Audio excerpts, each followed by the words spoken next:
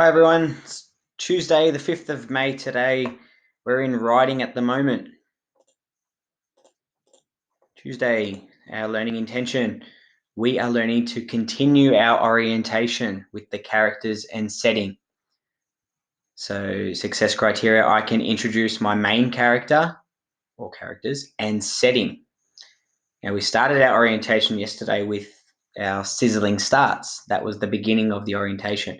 Remember what orientation means. Orientation is the beginning of your writing piece. It's where we introduce things to in our writing. So we want to make sure that the reader knows exactly what's happening at the beginning. So we've been looking at the story of Pip, and we're going to start introducing. So we're going to in our writing pieces after our sizzling starts. All right, so here's our plan again. Okay, so the two main characters in this story, we had the dog. The dog is the main character. You can name the dog whatever you like. You don't have to name it Pip. You'll see what I've named mine a bit later. And also the trainer, the lady trainer. She's also another important character in the story. We do have the boss, or the judge as well. He's another character, probably not as big of a character, but our two main characters would be the dog and Zoe. But the dog is the main character. All right, the orientation sets the scene, what I was just saying before. It sets the mood. It introduces the characters and the setting. So you need to try and include when it's happened. You know, was it looked like it was a sunny day, so you could say on a sunny day.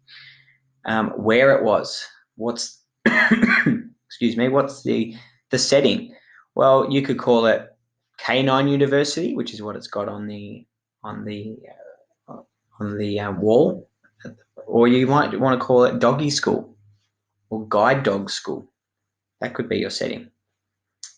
All right, so we've done our sizzling start. So, because our orientation should have the sizzling start first, which is the first sentence or two.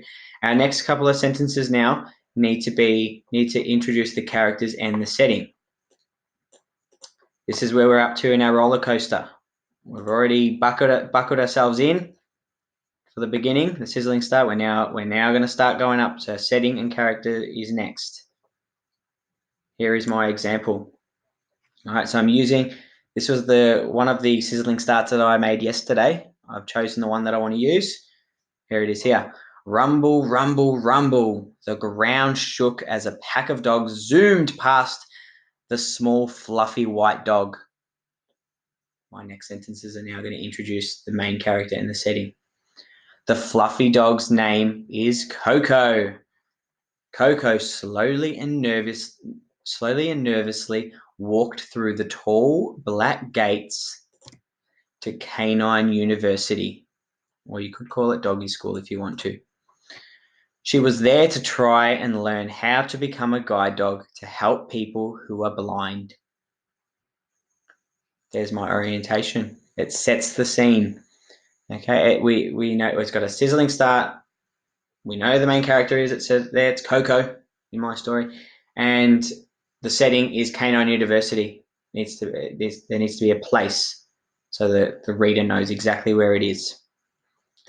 All right, so we're just starting to go up the roller coaster.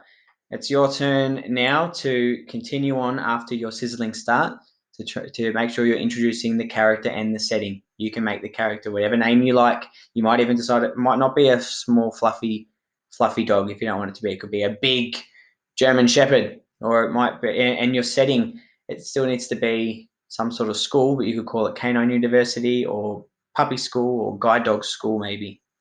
Okay, so let's write the rest of our orientation now. Off we go.